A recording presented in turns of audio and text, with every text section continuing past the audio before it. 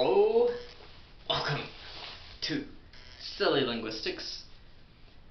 Please, language, don't hurt me. We're gonna make languages simple for you guys. Whatever language that you want us to explain the basic concepts, please put in the comments below.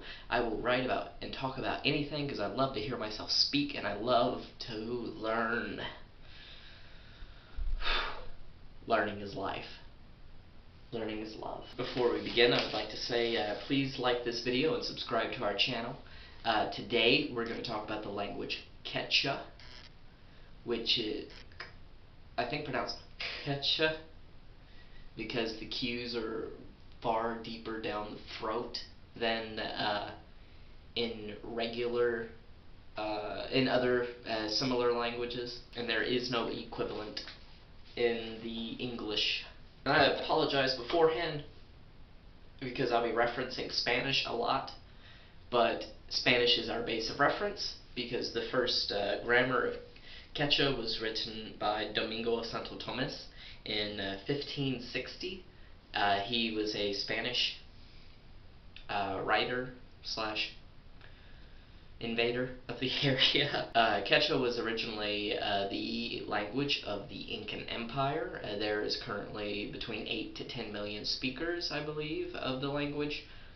And by the end of this video, I hope to convince you to become the 10 millionth and one speaker of the language. I think it'd be a lot of fun if I don't have all the free time in the world to study this language, but this video is just as much for me as it is for you guys because I want a very handy reference whenever I start to learn Quechua, if I do learn Quechua. And this is probably the easiest way to refresh my own memory. So, hello, future Michael. Because the Spanish conquered the Incan Empire and the area Quechua over the years has been influenced heavily by Spanish, there are several cognates, and the alphabet is about the same except missing just a few letters. There are only 21 letters in the Quechua alphabet: A, Che, E, F, K, I, J, K, L, the double L, M, N, N with the tilde, O, P, R, S, T, U, W, Y. And there are only three vowels in Quechua. A as in father, it's pronounced E as in B, the U sound, which is the letter U, U, U as in boot, then the rest are consonants: P as in pot, T as in stamp, Ch as in chat, K as in king, S as in sit. The Q, as I mentioned before, is more far back in the throat: K, K, H as in hog, M as in mate, N as in bend. The N with the tilde, of course, Spanish, is pronounced N-Y, as in canyon, Yin, L as in live. The double L is pronounced the L-Y, million. R as in R, of course, W as in wing, and then Y as in yes. We can learn Quechua. And those are the basic pronunciation rules. We are talking only basics today, nothing more advanced than this. As for the actual grammatic rules that we're going to be discussing, we will not get anything past the present tense.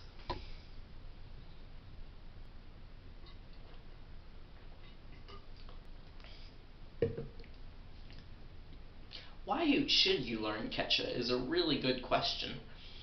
It's all the way in South America, right? Well, not quite. There are actually several thousand speakers in the United States who speak Quechua, and I actually came across one about 2 or 3 months ago. Of course, I don't speak any Quechua, and they did speak Spanish, but it's really cool that they came all the way over here, migrating from, of course, where they're at, and coming to my little town of 60,000 people. So, if you want to learn a language that is spoken by a lot of people in the United States, this could be one of them. There's not a ton of people, but there's enough people that you could happen upon this person. I recently joined a group of people who are planning on studying indigenous languages in 2019. I will link them in the description. I'm creating this video for them as well. For anybody who in that group who wants to learn Quechua, this is a pretty easy way of doing it.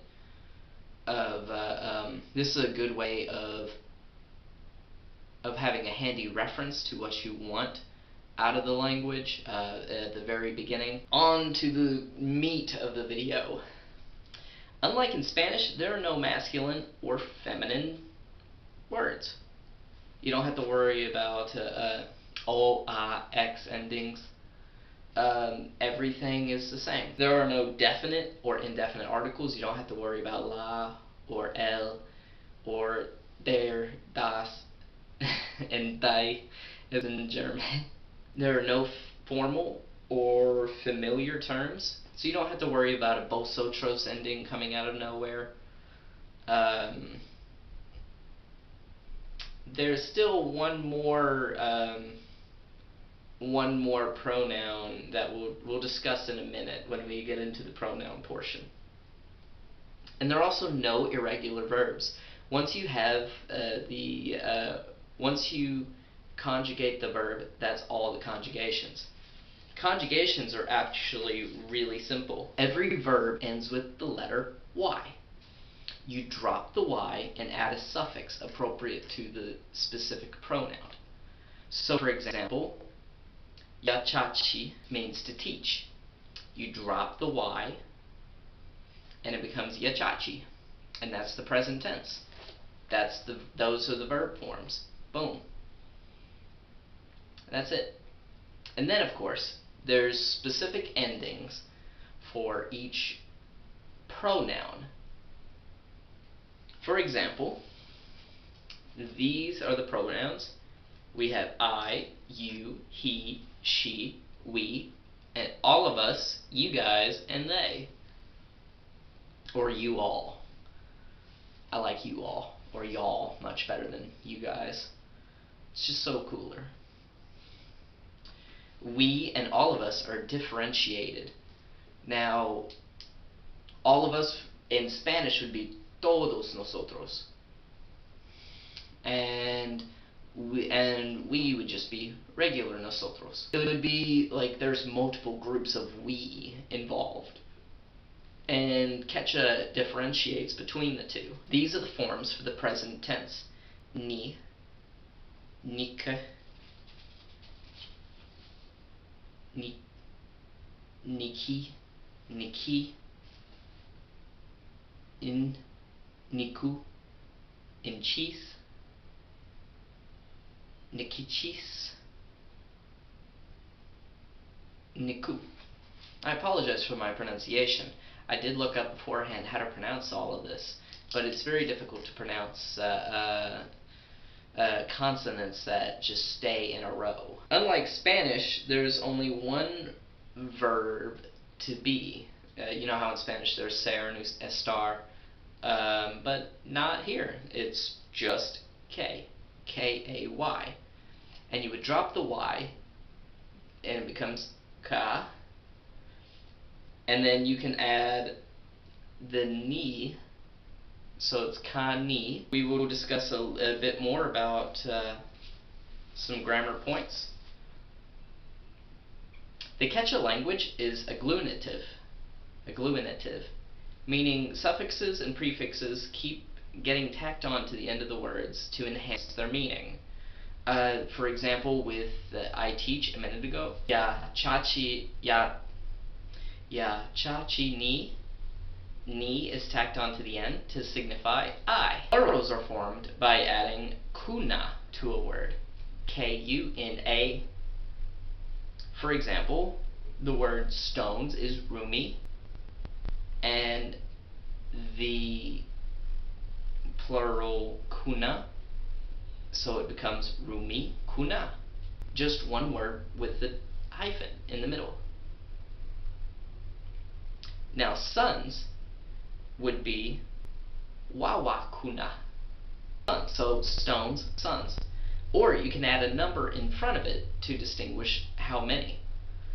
For example, kimsa wawa would mean 3 sons, and aska wawa would mean many sons.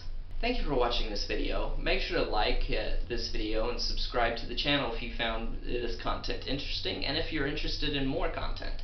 Please drop in the comments below what languages you would like to hear about in the upcoming year. I'll make a video on just about any language that you wish for me to talk about, or any grammatical point, or just about anything, and I'll try to keep it informative and a bit more fun for you. Thank you so much.